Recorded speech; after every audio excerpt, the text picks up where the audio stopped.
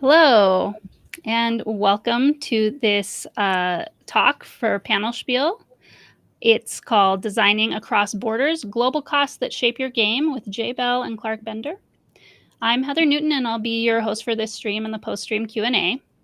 And let me give you a little rundown introduction of our two speakers before I hand it over to them. So first of all, Jay is a game designer, graphic designer, and pre-press specialist with Panda Game Manufacturing. And for over 3 years, he has worked with publishers like Keymaster Games, Bitewing Games, and DVC Games to help ensure high-quality print components during the manufacturing of their products. He's credited on titles from Jack of Peace Games, Weird Giraffe Games, Night Shift Studios, and Placeholder Games. And Clark Bender joined Panda Game Manufacturing as a project manager in 2022 after an early career in digital media production and development with the Chicago Tribune Company. And he's thrilled that he can combine his day job with his lifelong passion for gaming and loves to help publishers and individuals realize their game making dreams every day. It's like a fancy, fun workshop working at Panda. That's what it sounds like to me. So we're going to Every day, every give day. you a little bit of a heads up that at the end of this stream, there's going to be a backstage live Q&A in our Discord, and that requires a free pass. You may be watching this free on Twitch right now. You can also participate in the Q&A for free, but you need to get registered with a pass and pair your pass to your Discord account to get access to the specific place inside of our Discord where this backstage Q&A will be happening. So to do that, it takes a little bit of time. So if you're watching this stream, it's a good idea to kind of start that process and get yourself kind of set up and ready, even though you won't join that channel until after the stream. protospiel.online/panelspiel is where you get the pass registered. And once you have done that, when you go to protospiel.online/panelspiel-discord, and both of those QR codes could take you, like, get those page open on your phone if you want to do it that way. Then that's where you will give your Discord username, which will pair it to your registration, and it will help us give you the right role so that you can see where we're doing this. So I'll bring this back at the end after these folks talk. But that's just to give you a heads up so you can get started on that early if you're not already in the Discord server. But yes, thank you so much for joining us. I'm gonna head on backstage and let you do your piece. And if we have time at the end, we'll take questions from the chat before we go to the live Q&A in the backstage. Cool. Thank you, Heather. Thanks you both. Sounds great. Thanks, Heather. Awesome. There are our slides. Everyone out there in Twitch world, thank you for joining us for our talk. As Heather mentioned, Clark and I are going to talk about designing across borders and the costs and things that really impact you when you're dealing with different types of international interactions, whether that's manufacturing or importing, a bunch of different things. So yeah, let's get started.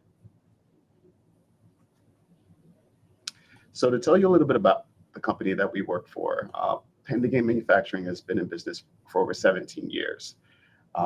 We do our manufacturing in Shenzhen, China, and we are actually expanding to be even more international, opening up additional facilities in Brazil. Our teammates work all across the world. We're all gamers. It's probably the coolest part about working at Panda, that we all have a really big passion for gaming. So even though we're in meetings, we're talking about, the latest release or cool components. I know we just had a message come through where we saw something that we had never really seen before, but Clark identified it, of course, because he's super keen on what's hot and new. But yeah, and we serve a really diverse client base. We work with large publishers, small publishers, people who crowdfund, people who have the sort of capital to do pre-orders. We work with people outside of the gaming industry and help with psychology and childhood studies to make games. We do a lot of different work, and that's sort of what qualifies Clark and I and our company in general to help with these sort of things. We have a lot of experience and we've seen a lot of different things. We don't always have all the answers, but we know sort of what to do to try and find them, or we're really eager to do that because we always want to continue to educate our client base in the gaming industry in general. And I do say that, but I also want to make a point that even though Clark and I do work for Panda, the tips and tricks that we're going to kind of share here today should be applicable no matter which manufacturer we work with. I would say 99, maybe even 100% of those tips and tricks should be applicable. And we're going to kind of speak with the assumption that most of the folks here are thinking about maybe crowdfunding or start a publishing company, and maybe based in the United States or Europe or the UK, one of those regions. So what we're going to go over today are some pre-manufacturing tips. So things that you should be thinking about before you even begin to get your quote and send files and start sampling.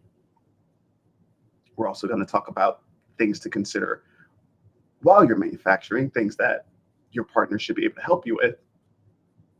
And lastly, we're going to talk about things to consider when you're freight shipping, when you're fulfilling, when, the games are made, now they need to make them to their destination. So I'm going to kind of kick us off in the pre-manufacturing stage. And as we all know, as designers, iterating, prototyping, upgrading your prototype, learning from all the past versions is very important. And one of the reasons that it's really important is because it can help you save money. When you're thinking about the components that are in your game and how your game works, you want to make sure that you're not putting in extra things that aren't necessarily needed. I know sometimes we prototype with things like plastic cubes that we've stolen from some game that we don't play anymore. And maybe there were 50 cubes in that game. So you take all 50 cubes and you put them in your prototype. But in reality, your prototype actually only needs 15 cubes. Well, you should know that. You should take the time to think about what is needed at each player count. And don't go over that number because it's not necessarily needed.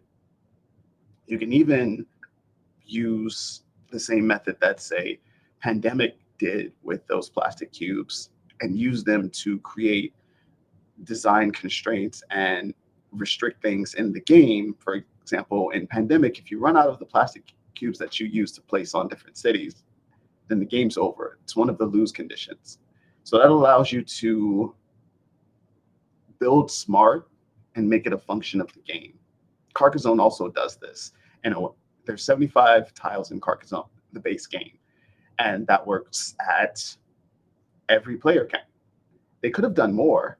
There are certainly other combinations of tiles that they could have used, but this allowed them to restrict what they were using, keep at a certain cost point, and use those additional tiles for expansions, which, what? Carcassonne has expansions? That's crazy, right?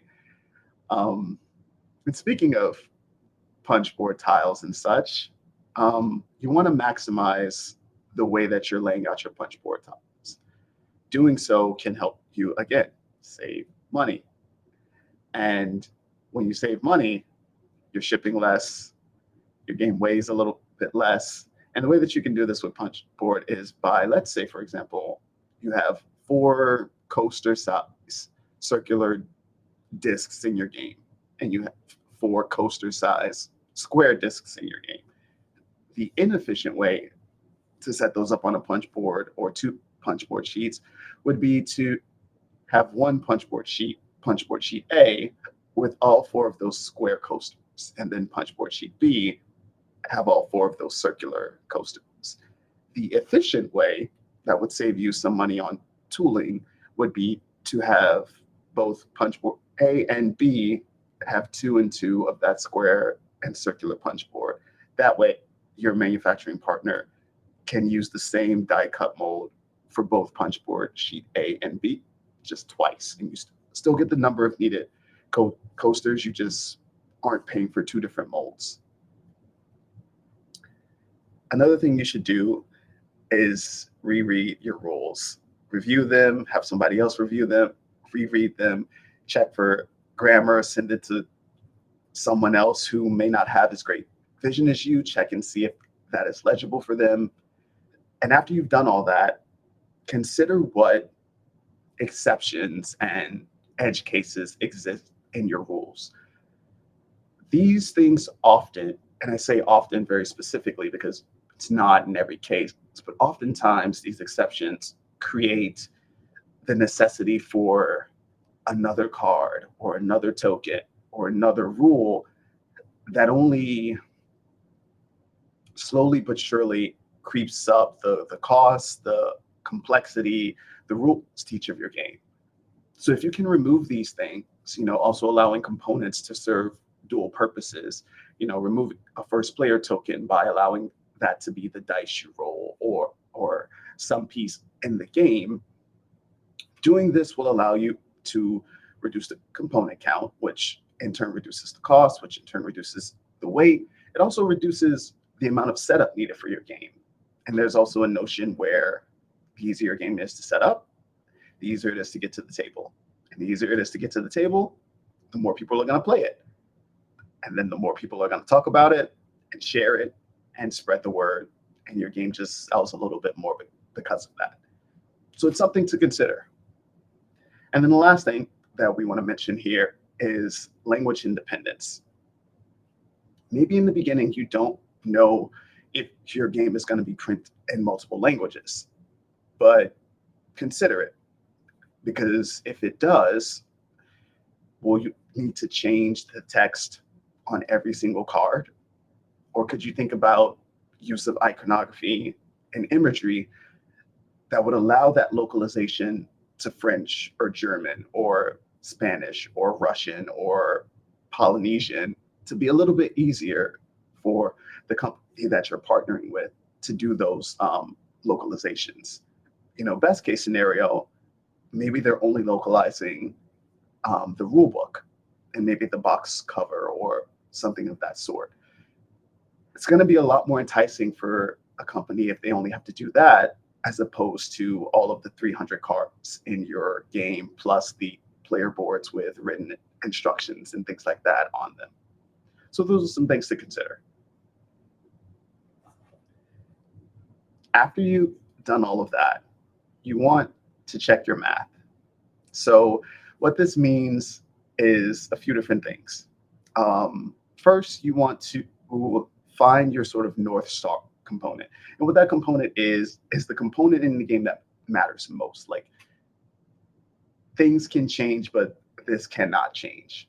For example, in the game behind me, in Age Contrived, there are these Azul typed tokens. And those tokens are the North Star in Age Contrived. They go onto the mechanical player boards, they go onto the game board spaces, and everything kind of is built around those tokens. They inform the size of the punch board pieces that they sit in, which then informs the size of the player boards, which also informs the size of the box. So your North Star component is really going to be that one thing that helps you make decisions about the rest of your game. So once you know what that is, you can really start to do the numbers and make sure things work. A few examples I have here talk about, like I said, a player token, or maybe the game board, which is often the biggest component in a box, which can inform the size of cards that need to go on a game board, or number of like miniatures or meeples. Or maybe your North Star component is your game box, because for particular shipping, you want your game box to be able to fit inside of a certain carton. Or you want it to take up a specific amount of shelf space on a retail store. Or you want it to be able to fit into a Kallax. So those are different things to consider. Once you do that, as I mentioned, check all of your measurements and make sure that they're in line with what you need. You also want to consider what's the rough MSRP that your game is going to sell for based on the experience, right? What do you think consumers want to pay for your game?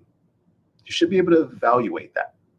And when you do that, you can think about the unit cost that would yield the profit that you want. That's sort of multiplier.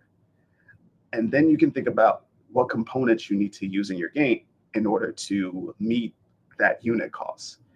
Maybe you're overshooting it, maybe you're undershooting it. Okay, I'm going to pass it over to Clark so he can talk a little bit about some tips during the manufacturing process.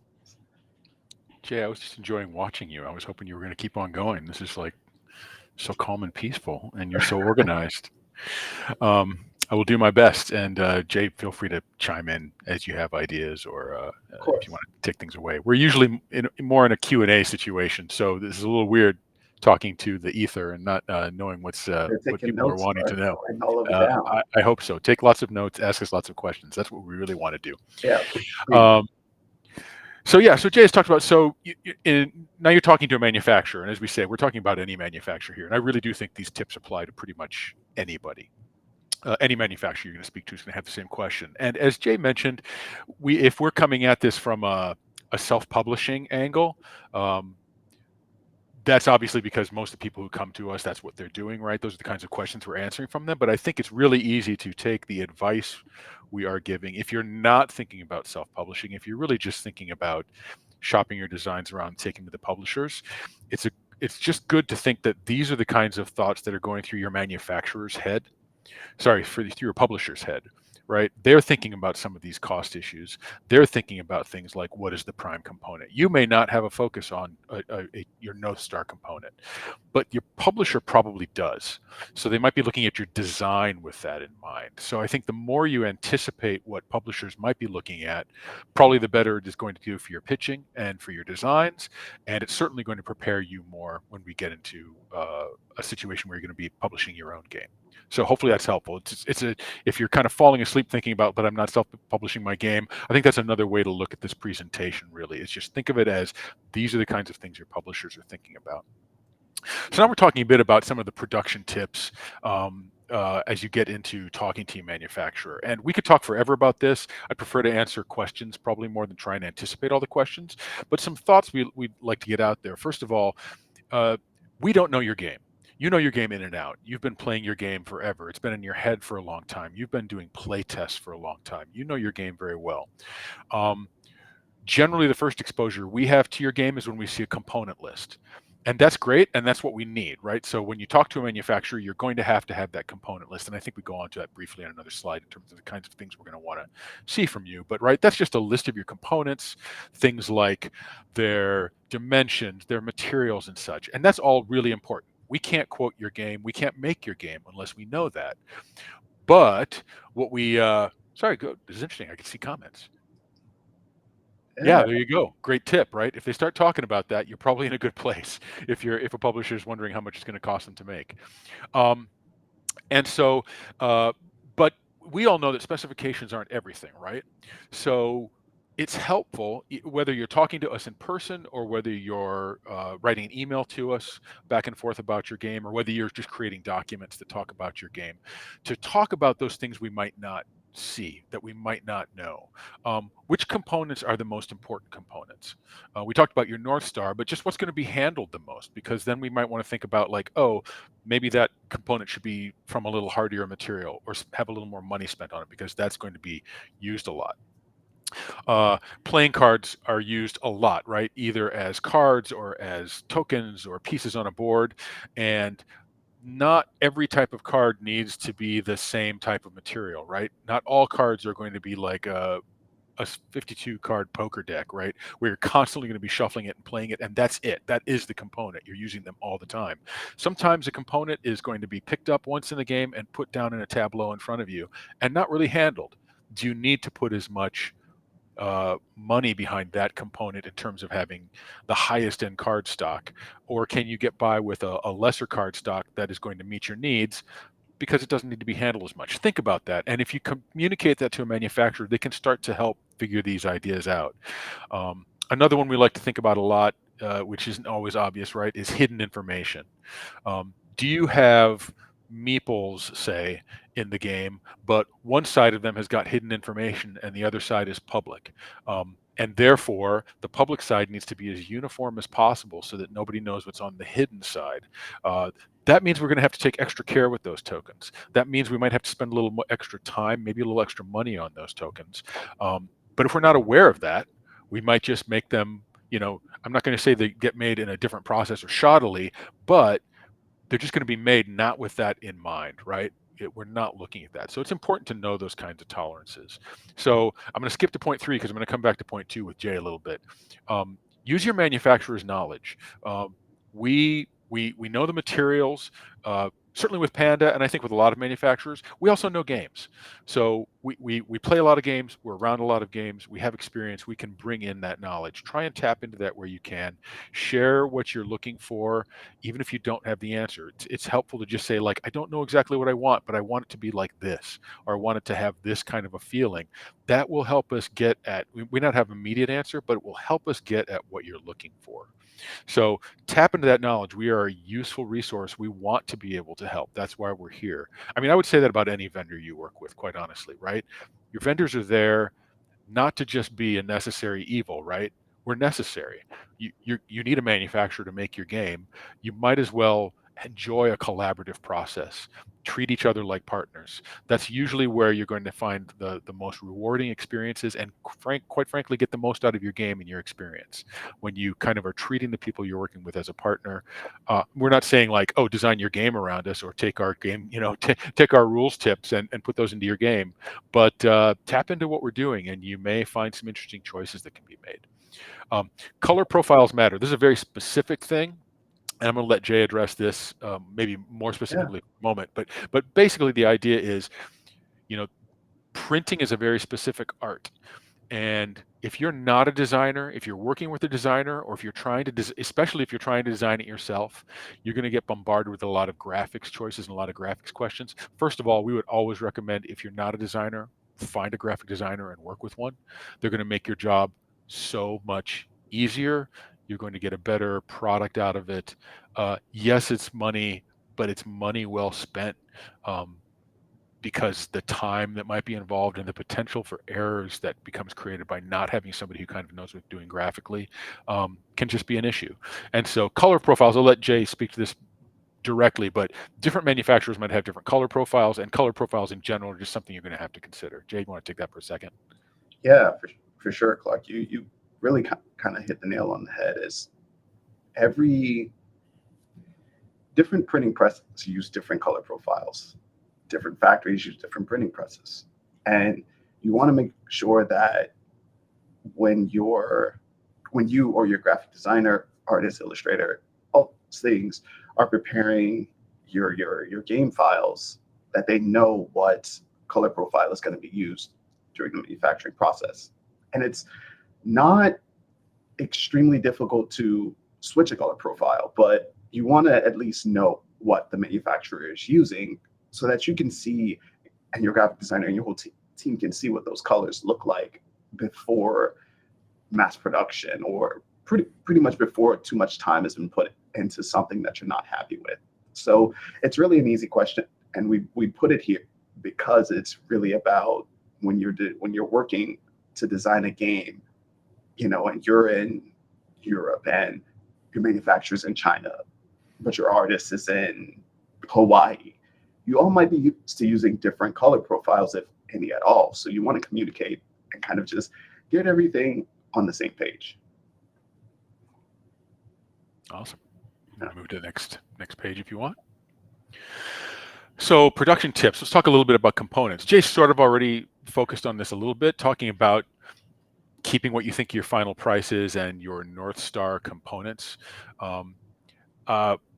There's a lot of ways you can go about this, right? You can sort of find the price of your game based on taking all the components, adding up how much it's going to cost, and now I have a price. Or you can sort of set out with, hey, I've got a price in mind that I'm trying to hit, and then designing your game towards it. Um, I would venture to guess, I don't know if this has been your experience, Jay, I would venture that a lot of the first time creators, certainly that I deal with, tend to do the former, right? They think about their components and they don't really think about what the price is. They're just going to be like, well, whatever this all adds up to, that's going to be the price of my game. And yeah, they might have a price in mind, oh, I want it to be north of, under $50, or I want it to be about $100 because they know it's going to be a big game.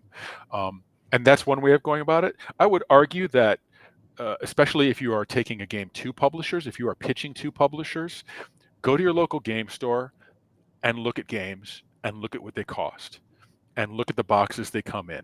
And I know it sounds really simple and reductive, but generally speaking, right, the size of the box is going to tell you what the price of the game is. And then you've got to figure out what you can get into that box and at that price, right? If you design it in that direction. So either way, you're kind of coming at it from different angles, but just keep that in mind that, most people aren't going to pay $50 for a small box game, right? If something looks like it's got a deck of cards in it, they're not going to pay $50 for it. You might tell them those cards are all solid metal, right? And maybe the weight would make the difference in that case. But that's just, this is how people shop. This is what the experience is like. That's certainly what publishers are going to look at it for. And from your own experience, that's going to start to get you an idea of like, well, what do I think this is going to cost? And then therefore, what is my price going to need to be? Yes, Dino Cargi says $25 for a small card game is very hard to swallow, right? Very true. We as gamers might not have a problem with those kinds of price points, or maybe sometimes we do, but think about the other people we want to buy that who may be more casual about that, or may not have a wall of games behind them like Jay and I do, right? Who may only buy 2 or 3 games a year if they buy that. They're going to be really cost conscious, and you want to kind of be thinking with the same hat on with them. So, one way we talk about that with this North Star is, finding the key components, because if you really try and put a high level of quality across all components, it's going to be very expensive. And kind of everything's going to be samey anyway, right? Does every single component need to be high end? Can you not differentiate in some ways? I'll take an example of something I was just talking to Jay about actually today. Somebody brought a game to us, an abstract game. Interesting game. I haven't played it. I only kind of glanced through the rules, but just at a glance of it, it was kind of an interesting, like, oh, okay, this is probably a $50 game. Well, they had designed everything completely in wood, right? And so it was going to be beautiful. Everything was wood. I'm sure they thought this was going to be an heirloom quality piece, but it was going to cost ballpark $15 to $20 per game for them to manufacture that, which meant that they were going to have to price the game, if you use your 5, 6, 10x, whatever you want to use for your pricing. They were going to have to charge anywhere from $75 to $120 for, an abstract game, which, people are going to have to look at the back of the box and judge whether they're going to do this. Obviously, they're going to try and Kickstarter, crowdfund. So, they had some options there. But this game could have very easily been made out of punchboard and cardboard too, or punchboard mostly with a few accent wood components. And then that game would have cost $35 to $55. That's a lot more opportunity to get your game in people's hands. So, really think about where you need to spend your money, what you want to spend your money on. Choices are a good thing. It's good to make choices. It's good to have choices, and not feel like everything needs to be this or everything needs to be that. So we can help you with that. Ask us what materials might be appropriate. Ask us if there are materials that might be less expensive than you've envisioned, or if you're trying to envision a special component, the North Star component, and you're not quite sure what would work. Ask us about a higher end component. We can talk to you about high end components all day long, right? We can bling out your game left and right. That's never a problem. I think it's harder to have the conversation of where do you bring things down? Where do you spend a little less money here so you can spend a little more money there to make sure that the key components that you really want to have in people's hands can be properly made. Maximizing on margins, I think, Jay, I think you put this in there. There are some components that have kind of a big bang for their buck, as it were. Yeah. people will tend to pay high amounts, and they're actually not terribly expensive to produce. Playmats and sleeves are a couple of examples of those, where the cost to make them actually is not terribly high, but they have a high perceived value, or just a high value in terms of what people look at. They're very special, right? Um, One warning I would say with playmats, and this will maybe we'll maybe talk about it a little bit when we talk about fulfillment. Playmats, super cool component, a little more difficult to fulfill, and carry some unique hidden price and costs with fulfillment companies that you may not be aware of, because that lovely 3 foot by 5 foot playmat may only cost $4 or $5 for you to make, might cost 3 times for you to ship that, right?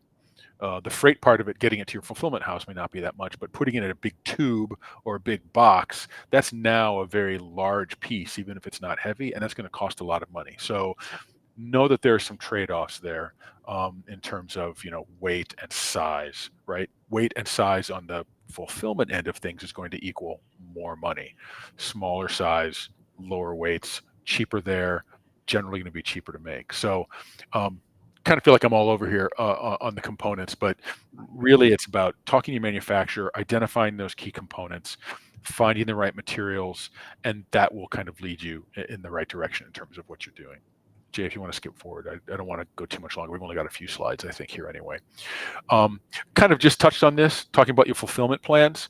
A lot of people in the age of crowdfunding, right, start to think about a basic game, a deluxe game, maybe some add-ons, stretch goals.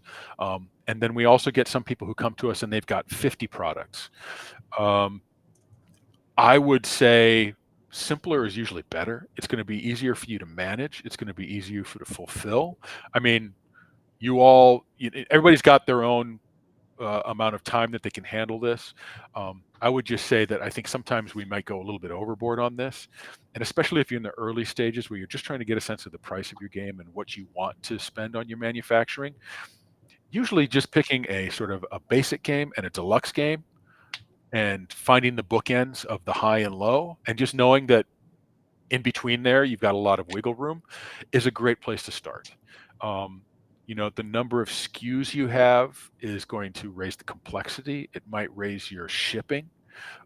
It might just create a lot of problems with a fulfillment house. You're going to be getting a lot more pick and pack costs. And Dino Corgi, do we recommend leaving box room for expansions that might never happen, or make the product as self-contained, space efficient as possible? That's a good question. Probably, unfortunately up to the publisher what you think you're going to do. I guess it would depend on how truly likely you think those expansions are. I think it's great for when people do think ahead about that sort of thing and think like, I'm going to have an expansion that's going to go in this space, so I'm going to make the box a little bit big, or I'm going to put some sort of a cardboard piece in there to hold that space, right? That keeps the game solid, right, even while it's waiting for that. I think if it's from a pure price point, I think you're going to want to be as efficient as possible, make that game as tight and heavy, as contained and dense as you can. That's going to maximize your shipping. It's going to maximize your production costs.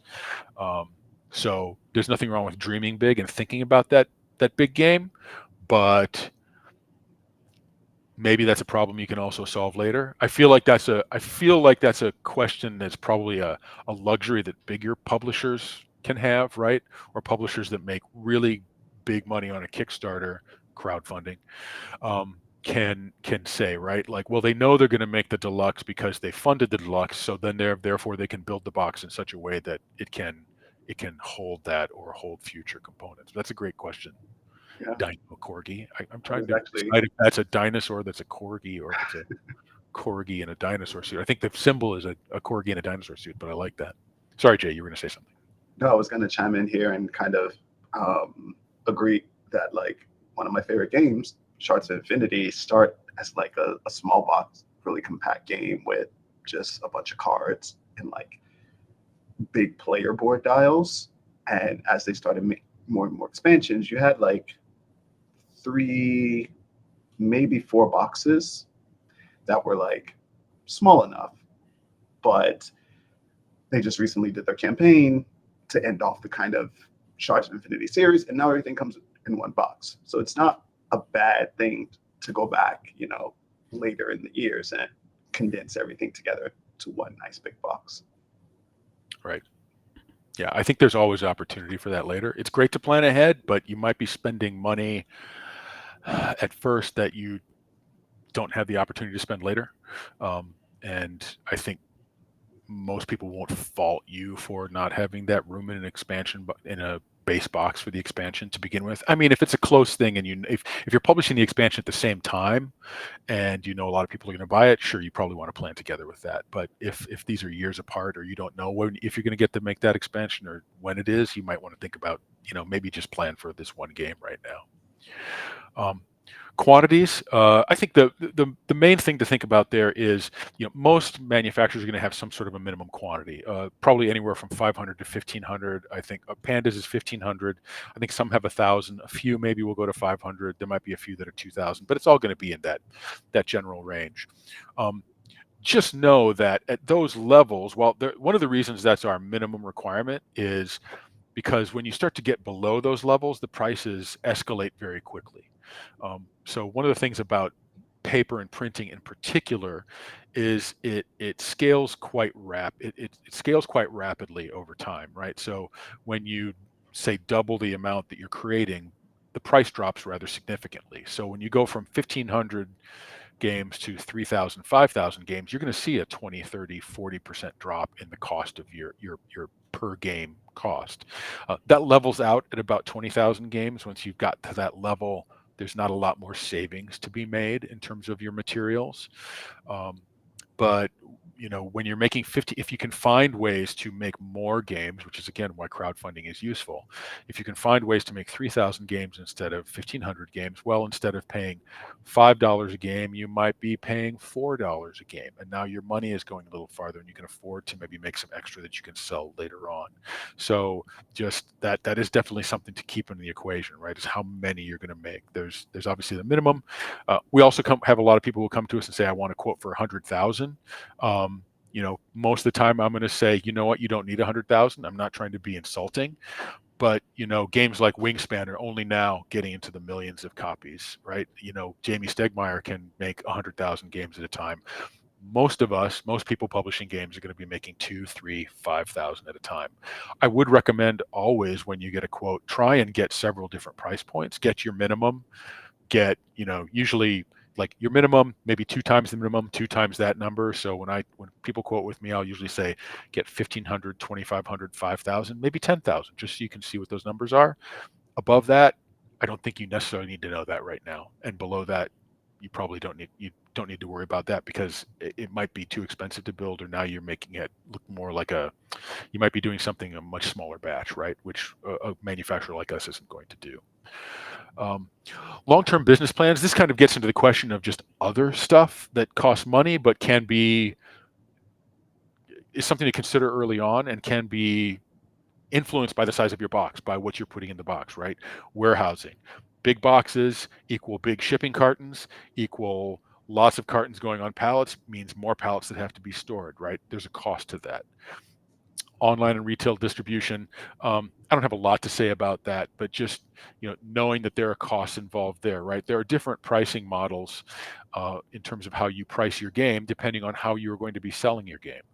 If you're going to sell your game through traditional stores, right, selling to a distributor who sells to a store, who sells to a customer, everybody has a price point that a percentage of the profit, right, that they're taking at that stage. You need to price appropriately for that. If you're going to be selling direct on your own website, maybe you can afford to have your price be lower based on the price of your game. Yes, people have gotten killed on warehousing because they can't sell it because they didn't do as well as they expected. Absolutely. Or, at the very least, that extra room in your house that you've got 2,000 copies of your game in, that's got a lot of cartons, right, is suddenly being used for longer than you think. So there's an art to figuring out what that demand is going to be. Be careful that you don't overproduce and get stuck with a lot of copies. Probably better off to be under and have to do a reprint sooner, right? If anything else. But just knowing whether you're doing things online versus retail, that'll inform your price in different ways. And we can talk more about that specifically if people have questions. Convention presence, and I would actually add with convention presence, I would just say retail presence, right? We probably all, as gamers, get a little frustrated when you get that Ticket to Ride size box that has a 2-deck card game size game inside of it, right? And we're like, why did they do this? Look at all this wasted cardboard. Why they've got the gigantic insert in the middle, right, that keeps things from shaking around, but the box could have been a third of its size. Well, that's because they wanted that to have a certain presence, right? A certain retail presence. They felt like the components inside garnered a certain price point, but if they had put it into a small box, it would be very difficult to get people to pay for that. So, we'll often get people who come to us and say, how big should my box be? There's a lot of different ways of looking at that, right? We could look at it based on purely what components are inside it, but your components might call for a box that's, this big, but you might want the price on the shelf to be something more like one of these. I mean, I'm not suggesting that you create a big box and it's all a sham and you put a deck of cards inside and you charge a big price, right?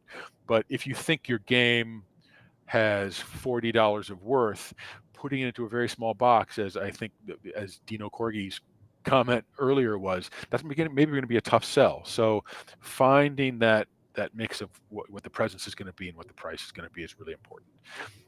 I do want to get to these next couple topics, just cover them quickly. We could go down a rabbit hole with these forever, and I'd prefer not to. But two things that Jay would talk to you a lot about when he gets into pre-press, and maybe I'll let you talk about it in a second. But safety testing and box markings are big topics of conversation when you are talking to a manufacturer, meaning what do you have to put on the outside of your box, right? Legally, for regulations in different jurisdictions. The thing I would say is most manufacturers are going to ask you, first of all, where are you planning on distributing your game, right? Where are the main markets you're distributing? Are you safety testing for those markets? And then depending on how savvy you are or aren't about this, you're going to start having some conversation about 14 plus and 12 years plus or 13 plus age ranges. And can I not do testing and whatever? I think I say this probably more as an industry professional, less as a Panda professional, right? But I think Panda thinks this way too, right? At the end of the day, I would say pick an age range that's correct and appropriate for your game and safety test as appropriate. I think there's been a lot of in an industry winking and nodding like, hey, I have a game that any smart 8-year-old can play, but I'm going to market 14 plus because I don't want to have to deal with safety testing and getting carton markings. And one, I would say, is that the most responsible behavior? And I think as an industry, we want to be as responsible as we can in these areas. And secondarily, I would say, do you want to cut off potential areas of your market? Labeling a game 14 plus, I mean, I'm not saying like some 8-year-old isn't going to buy it, and no store is like unlikely to not sell it to them. So, a smart kid can still go buy that game, but maybe a parent who's a little less informed is going to look at the back of that box and say, oh, it's 12 plus. I don't know if my 10-year-old is going to like this. And a 10-year-old can probably play it. So don't try and hedge, on what you think your game age is. Pick a game, an age you feel is appropriate. There are guidelines online in terms of how the government feels these age ranges are. Take a look at them and get a sense. And then just know that, realistically, most kids probably play above their age range, right? As opposed to below their age range.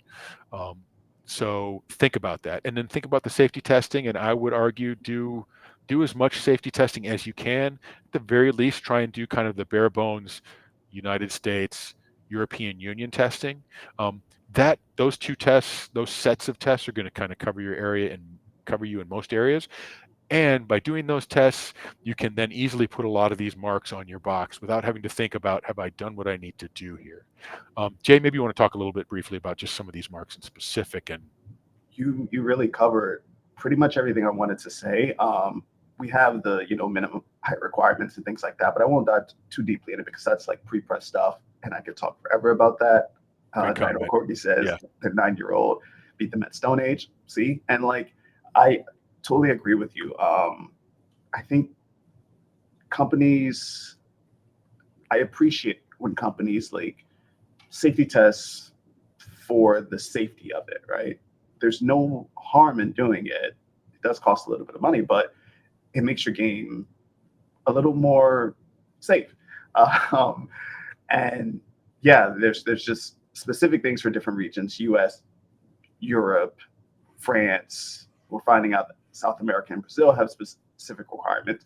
There's different places, so depending on where you want to market your game, sell your game, distribute your game, look at those different companies' product safety websites, and that actually kind of jumps into the next slide.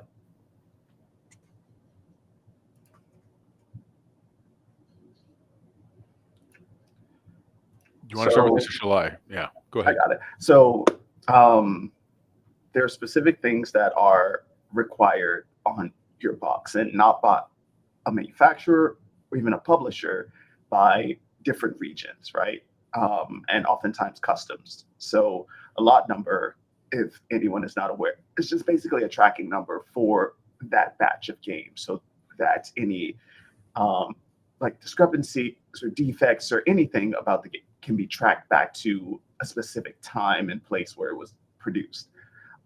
Kind of the same thing with made in. Regions want to know where a product has come from to ensure that the materials are up and up with their guidelines. Not to say that like any one place is frowning on another place. It's just people want to know where materials come from so that they can check the basically the quality of them. A publisher name and address is also required for that same reason. People want to be able to get in contact with the producer of a product, in our case, board games. So in the US, in Europe, these are all things that you need to provide. So um, as a game publisher, you'll need to establish a business address unless you want to put your home address on the box.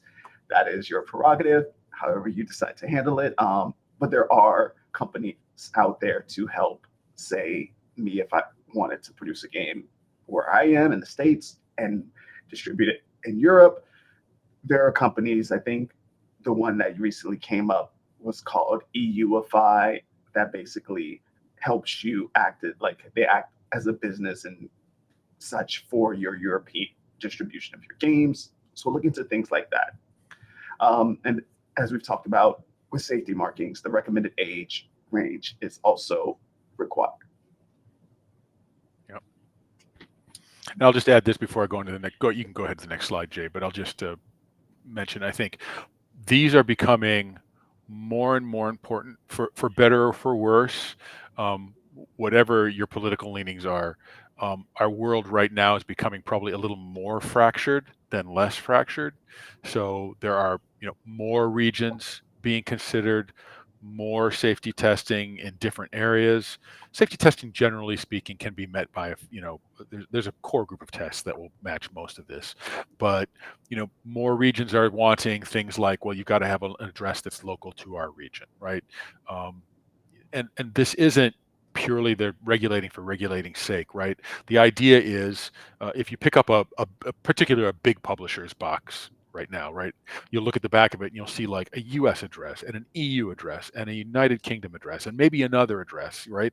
And it's like, what's with all these addresses? Well, the idea is that, again, as responsible makers of products, if somebody buys your product in a particular company, they should be able to, if they've got a problem with your game, reach out to you, right? Find a way to get a hold of you. Maybe it's for a replacement part. Maybe it's to make a complaint. Maybe it's just to compliment you. But maybe it's, hey, I've got a question about something in my game.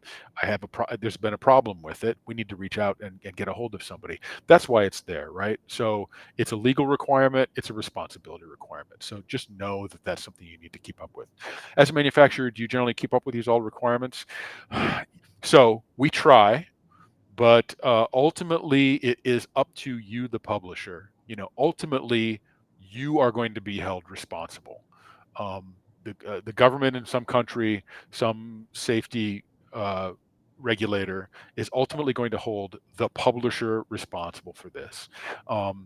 that's not a free pass for the manufacturer, right? It's our responsibility to make sure it's well manufactured, that we're using quality materials, that those materials aren't contaminated. That's one of the things that safety testing comes and finds. But we will do our best to give you guidance. But per Crander's recommendation, I see you, Crander. It's important that you really do your research and understand this yourself. We will do our best to give you guidance, and we generally are going to try and hear what you want to do, and give you the best advice we can.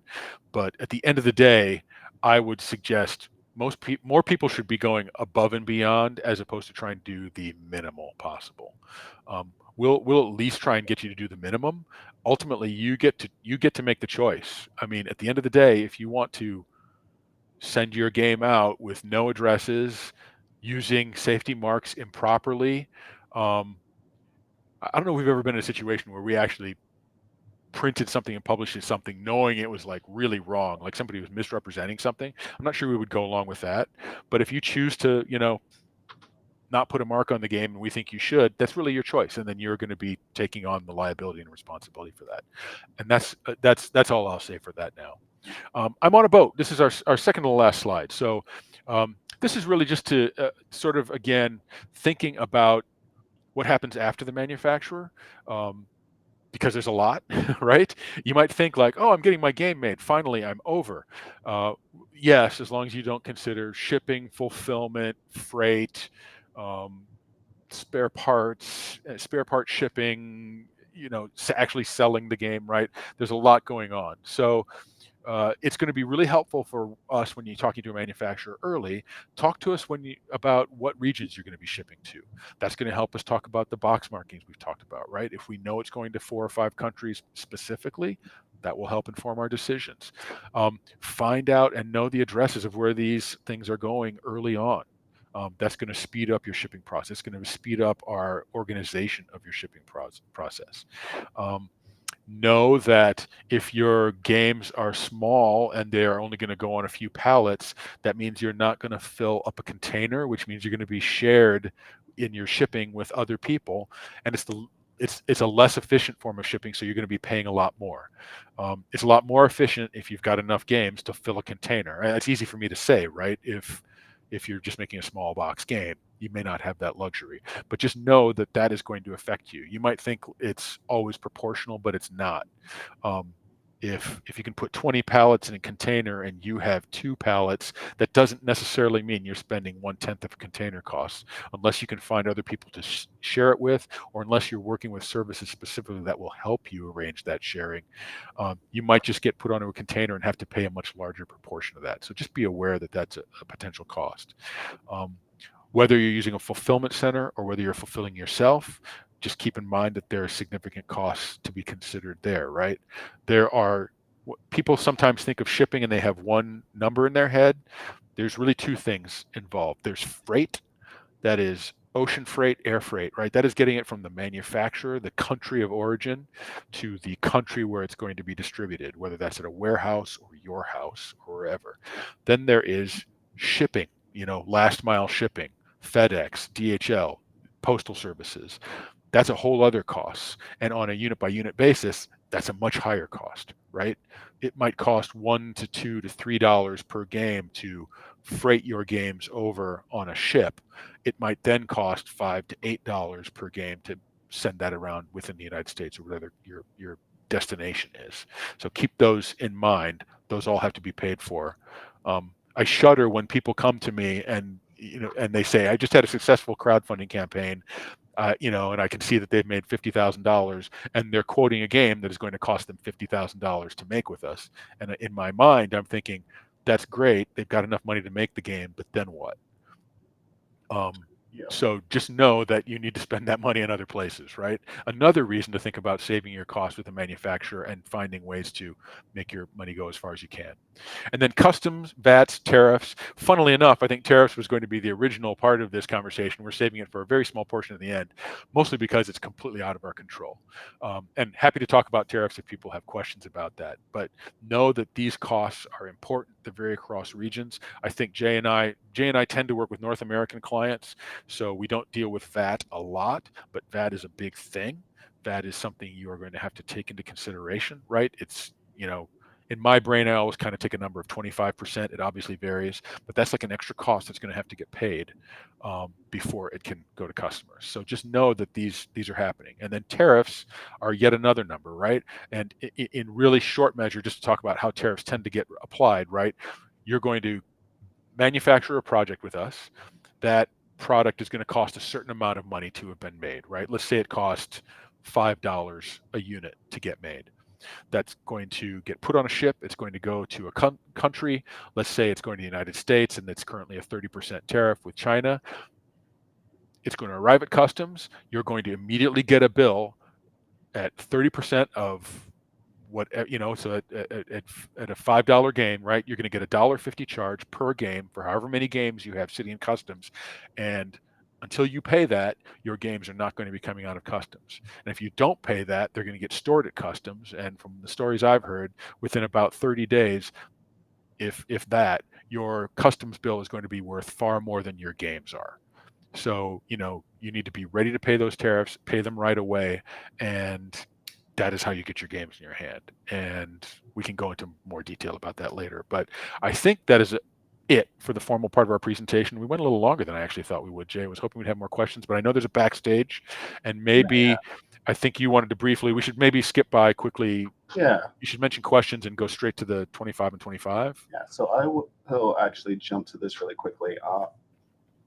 Panda loves to kind of give to the community and do what we can. But this year, our leadership team decided, you know what, 2025, we want to support one lucky game this year. So someone is going to get $25,000 in manufacturing credits towards their game. In order to do this, you would scan this QR code and basically sign up. It's a competition. You would be basically pitching your game as a game that should receive the sponsorship. We are taking meetings at Gen Con, also at SN, and I think potentially, don't quote me, like meetings outside of that area or some type of evaluation if you can't make either of those events. But yeah, go ahead and sign up, and maybe your game will be the winner of 25 and 25. And you can scan the code there, but it is also on our website. If you just go to pandagm.com, you'll see that. And I see Heather has arrived, like a genie from the sky to save us from ourselves. Thank you. I love your adorable little panda. Thank you. Panda goes a long way. Panda is a good representative. This was it's true. Yeah, it has a very lovable connotation, doesn't it? I always think of that mother panda sneezing, or no, the baby sneezes and the mother is very like, oh my gosh, what just happened? It's just so relatable. Anyways. The meme. Sure. All right. Well, yeah, that was a jam-packed information presentation there. So we're talking about the Backstage Live and Q&A later than we have for our other two talks. You've filled up your hour very efficiently, like packing your game box tightly with fun components. Yes, hopefully it was worth it. So yes, so we are going to continue with the Q&A where we can ask voice to voice in a private call in our Discord. If you've been coming to these earlier today, you're already set in Discord. You just go into the Backstage and we will be bringing Jay and Clark in there with us. If you're not, one more time, I'm showing you this link to first get your free pass and then pair your pass with Protospiel Online Discord, the Panel Spiel area, with that link that you see on your screen. And I'm gonna we're pretty much at the hour, so we got a boogie. We're not gonna answer a lot of questions here. We answered while you were talking. Yeah. So thank you all very much for joining us. Thanks everyone. And I'm excited about that 25 and 25. That's gonna be great for the winner of that contest. I'm excited to find out. Super cool opportunity. Yeah. Thanks everybody. We'll see you in the Backstage. Bye y'all.